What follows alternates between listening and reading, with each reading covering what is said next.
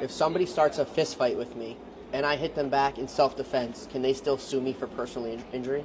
They can. How can they sue me if they punched me first or instigated the fight? So listen, it's all fact specific. They threw the first punch. Yeah. Look, anyone can sue you, right? You just present a defense. It doesn't mean they're going to necessarily win, but then you'd have to defend the lawsuit.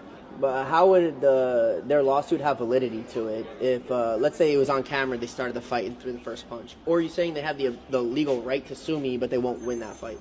Exactly.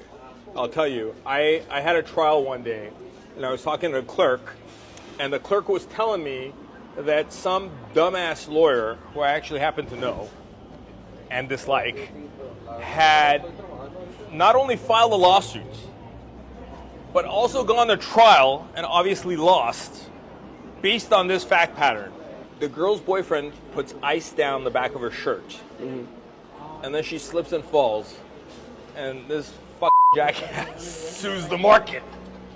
I mean, you're not going to win. Right. You know, some lawyers will do that just because they think that maybe somebody will offer them some nuisance money, but then they get that reputation. Unfortunately, there are lawyers out there who will take cases that don't have merit. Would your legal advice be that I'm probably okay as long as they swing first? Listen, I personally try to avoid confrontation. I'm not a fighter. I'm not a good fighter. so I don't think I'm the best person to ask this advice from.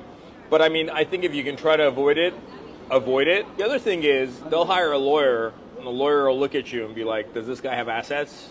And if you don't, it's probably just a waste of his time. And if I do?